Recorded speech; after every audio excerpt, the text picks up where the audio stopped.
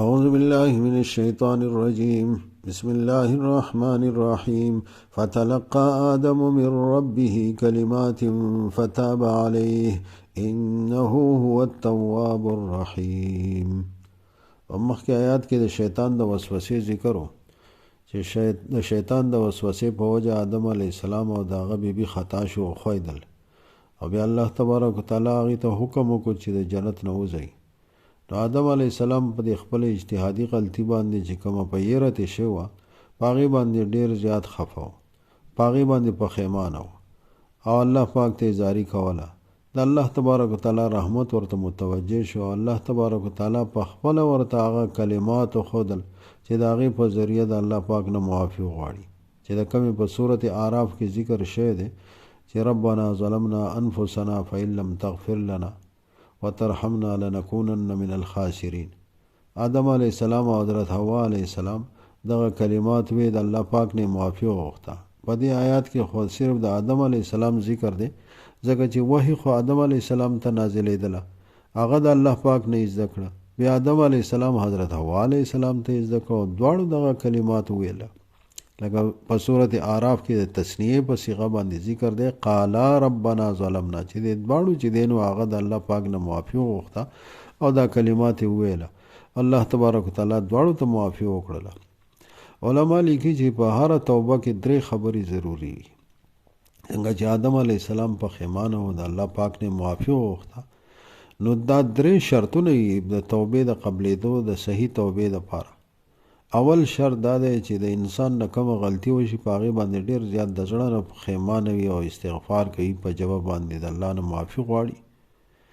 دویم شرط دا دی چې کم کار چې هغې غلط کړی وي هغه فوراً پرېږدي، داسې نه چې هغه کار چې دی هغه اوس هم کوي. او دریم شرط دا دی چې د آینده دپاره پوخ عزم پخه اراده دا وکړي چې بیا به دا غلط کار نه کوي.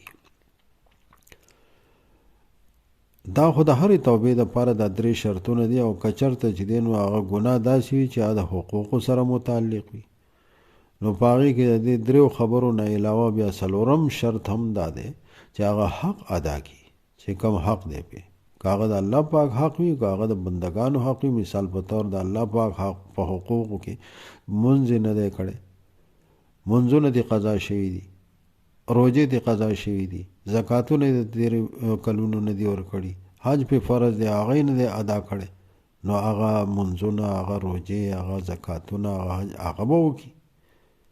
او که د انسانانو حقونه وي، د چا مال یې غصب کړی دی، د چا قرض دی پې، د چا حق دی، نو هغه ته هغه خپل حق به رسوي.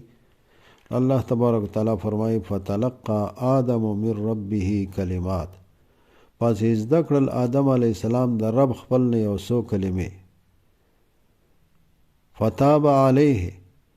نو رحمت یې راوګرځو، الله پاک په خپل رحمت راوګرځو. تابه د انسان دپاره هم استعمالیږي چې انسان چې دی نو هغه توبه وکړي. اصل په عربۍ کې د تابه معنی ده رجوع کول، راګرځېدل. نو انسان راګرځېدل دا دي چې هغه څه غلطي کړي وي خپل غلطۍ نه واپس شي راوګرځي، او د الله تبارک وتعالی راګرځېدل دا دي چې انسان کله په غلطه باندې وي هغه ته خپل رحمت لري کړي، او چې کله دی معافي غواړي نو الله پاک په خپل رحمت واپس راوګرځي، خپل رحمت ورته بیا متوجه کړي. نو الله پاک ته هم ویلی کېږي چې تابه، الله پاک چې دی نو هغه ته خپل رحمت راوګرځو فتاب، او الله پاک چې دی نو هغه توبه قبوله کړه. انه هو التواب الرحیم، یقینا الله تعالی ډیر توبه قبلونکی او مهربانه دی. الله پاک ډیر زیات چې دی نو هغه توبه قبلوي. که انسان چې دی نو هغه بار بار چې دی نو هغه نه داسې غلطي وشي، الله تبارک وتعالی نه معافي غواړي، سوچ د توبې دروازه نه وي بنده، او انسان چې دی نو هغه ځنکدن حالت ته نه وي رسېدلی،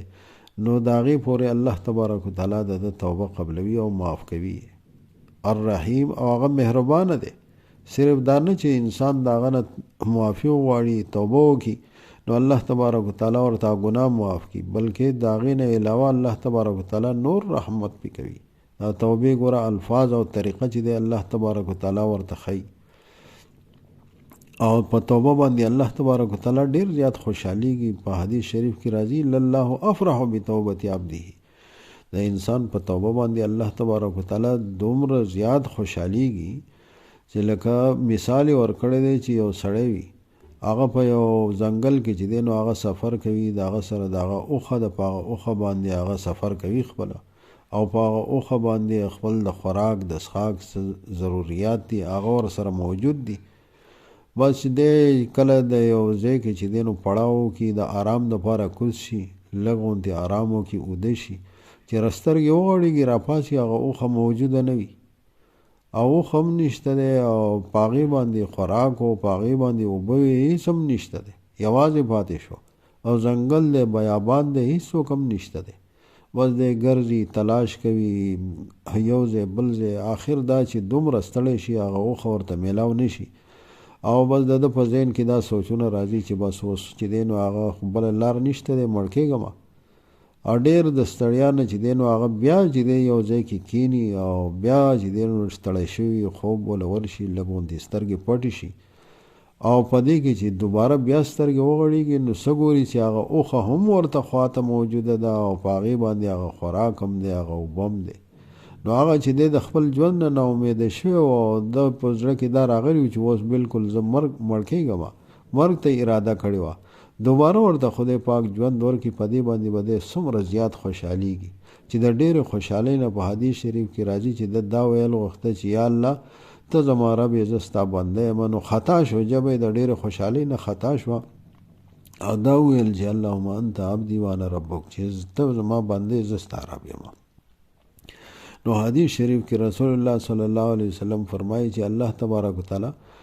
د دغه انسان د دې خوشحالۍ نه هم ډېر زیات خوشحالیږي چې انسان کله چې دی هغه په نافرمانۍ کې ژوند تېروي او هغه الله پاک نه معافي غواړي او هغه د دې اراده کوي چې اوس به د الله پاک نافرماني نه کوم دا